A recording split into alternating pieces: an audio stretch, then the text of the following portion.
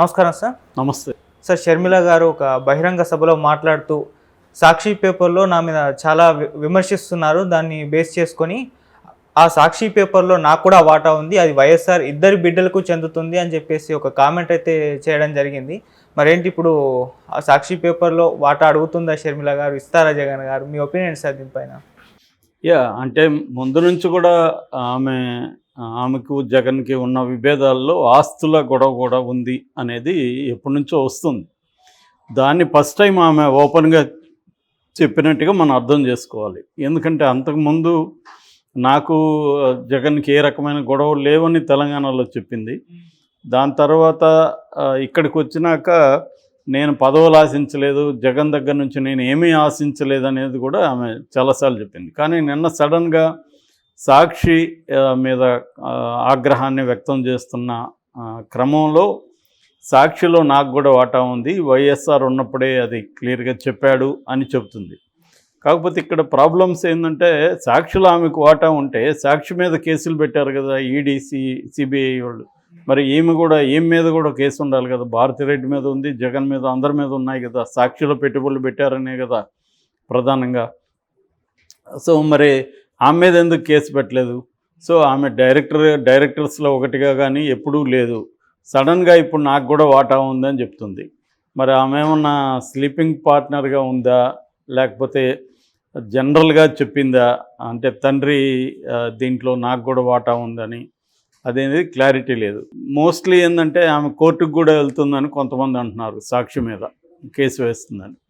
కానీ లీగల్గా ఆమెకి ఎలాంటి రైట్స్ దాని మీద ఉంటుంది అంటే తండ్రి సంపాదించిన ఆస్తులు అయితే కూతురికి ఇప్పుడు వాటా ఉంది. కానీ అది జగన్ అనుకున్నప్పుడు దాంట్లో ఆమెకి వాటా ఉండదు. ఇది పెట్టిందైతే వాళ్ళ నాన్న ఉన్నప్పుడే పెట్టారు. మరి వాళ్ళు ఎలా రాసుకున్నారు, దాంట్లో ఏముంది అనేది తెలియాల్సి ఉంది.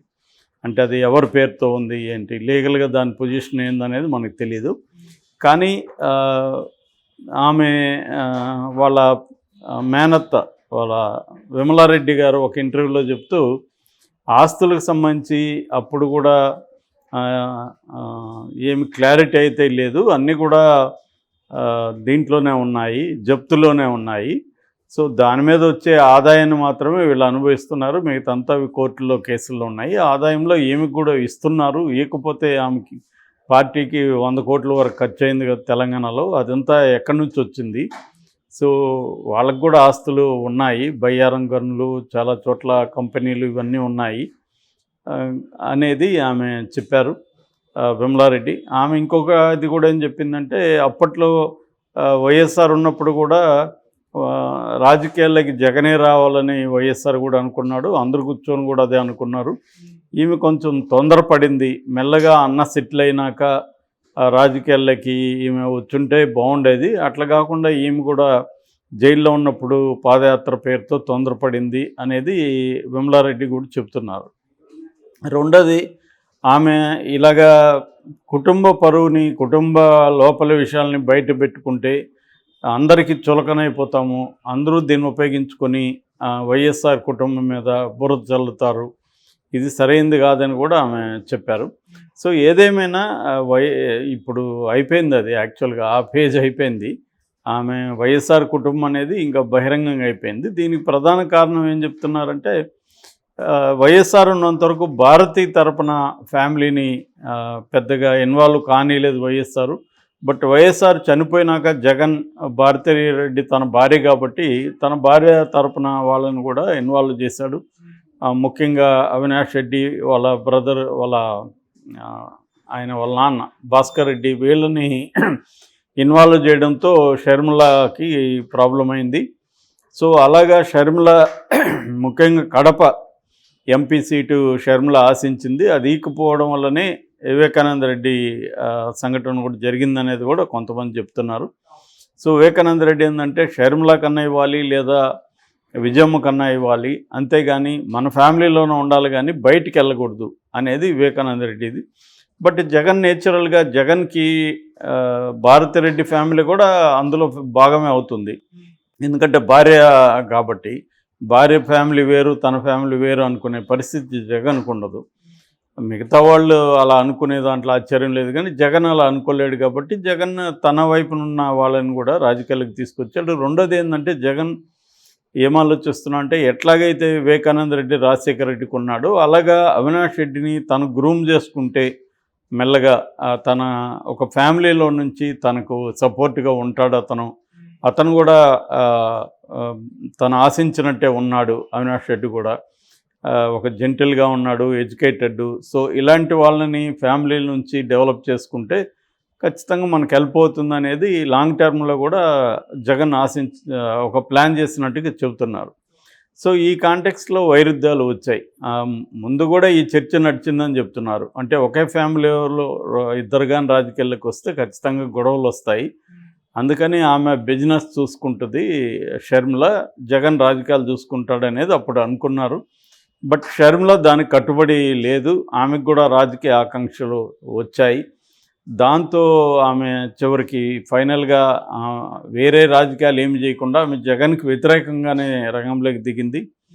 ఇది ప్రాబ్లము అని చెప్తున్నారు. జగన్ కూడా బాగా ఆందోళన చెందుతున్నాడు అనేది కొంతమంది చెప్తున్నారు.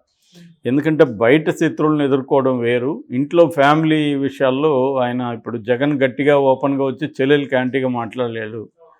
ఇప్పుడు విజయమ్మ ఏంటంటే ఎటువైపు చెప్పలేని పరిస్థితి. జగన్ చేస్తున్నది కరెక్టే అనేది ఆమె నమ్ముతుంది. అట్లని ఈమె ఆకాంక్షల్ని వ్యతిరేకిస్తే కూడా కరెక్ట్ కాదని కూడా నమ్ముతుంది.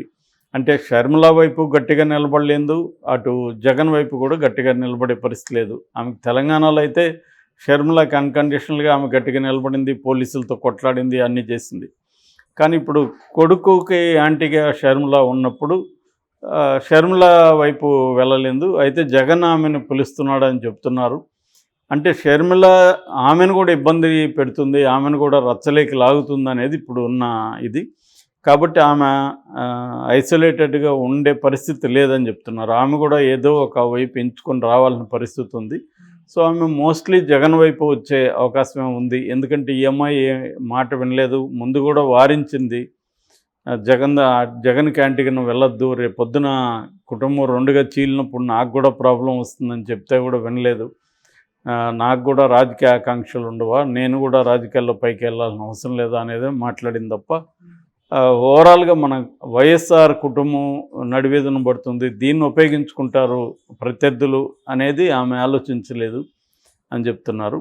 ఓకే, ఇప్పుడు ఏంటంటే ఈమె ఎందుకు అసలు ఇది మాట్లాడిందంటే సాక్షిలో ఈ మధ్య గట్టిగా అటాక్ స్టార్ట్ చేశారు. ఆ మధ్య కూడా కొండా రాఘవరెడ్డిని పిలిచి డిస్కస్ చేసినప్పుడు కూడా షర్మిల విషం అనే టైటిల్తోనే సాక్షి టీవీలో వచ్చింది. అట్లాగే ఇక్కడ షర్మిల బాధితుల ఒక ఫోరం లాగా ఏర్పడ్డారు. ఆమె వైఎస్ఆర్టీపీలో ఉన్న సభ్యులందరూ కలిసి గట్టి రామచంద్రరావు, రాఘవరెడ్డి ఇలాంటి వాళ్ళందరూ కలిసి ఒక ఫోరం లాగా ఏర్పడి వాళ్ళు ఇప్పుడు ఆంధ్రాలో వచ్చి చేయబోతున్నారు. సో సాక్షినే ఇదంతా చేస్తుంది, సాక్షిలోనే ఇంత ఘోరంగా వస్తుంది అనేది ఆమె ఆక్రోశానికి కారణం. సహజంగా ఇప్పుడు వైసీపీ అంటేనే సాక్షి అధికారి పత్రిక అది, కాబట్టి రాకుండా ఎలా ఉంటుంది. రెండోది షర్మిలకి ఓన్ చేసుకున్న పత్రికలు కూడా ఇటువైపు జ్యోతి ఉంది, ఈనాడు ఉంది, TV5 ఉంది, మహా టీవీ ఉంది. చంద్రబాబుకి పవన్ కళ్యాణ్కి ఏ ఛానల్స్ ఉన్నాయో అవన్నీ షర్మిలకు కూడా ఉన్నాయి కదా. సో ఆ రకంగా వీళ్ళు వాదనల్ని ఆమె పట్టించుకోలేదు. వీళ్ళు కూడా అంతే ఇదిగా షర్మిలను ఉపయోగించుకొని జగన్ మీద సోకాల్డ్ విషంగా కక్కుతున్నప్పుడు సాక్షి ఎందుకు గమ్మున ఉండాలి. కాబట్టి ఆ మాట్లాడే దాంట్లో ఒక న్యాయబద్ధంగా అనిపించదు కామన్ పీపుల్కి. ఎందుకంటే నీకు మాత్రం వీళ్ళందరూ వచ్చి అండగా నిలబడినప్పుడు జగన్కి సాక్షి అండగా నిలబడితే ఉంది. సో జగన్ ఆ సాక్షిలో నాకు కూడా వాటా ఉంది అనడం వల్ల ఇప్పుడు వచ్చి మరి ఈ 10 ఏళ్ళు అయిపోయింది కదా, ఇంతకాలం ఏం చేస్తున్నావు అన్న విమర్శ కూడా వస్తుంది. కాబట్టి నేను అనుకోవడం ఆమె ఒక దీన్ని ఎలా డీల్ చేయాలి ఆమెకి, ఎందుకంటే ఇన్ని ఫ్రంట్ల నుంచి వ్యతిరేకత వస్తుందని అనుకోలేదు కాంగ్రెస్లో చేరినప్పుడు. అది బలంగా వస్తుంది. రెండోది ఆమె అటాక్ అంతా కూడా ఫోకస్డ్గా జగన్ మీదే చేస్తుంది. ఇప్పుడు కాంగ్రెస్ పార్టీకి ఓన్లీ జగన్ ఒకడే కాదు కదా ప్రత్యర్థి, ఇటు చంద్రబాబు ప్రత్యర్థి, మన బీజేపీ ప్రత్యర్థి, పవన్ కళ్యాణ్ ప్రత్యర్థి. అప్పుడే కదా కాంగ్రెస్ పార్టీ ఇండిపెండెంట్గా ఎదుగుతుంది.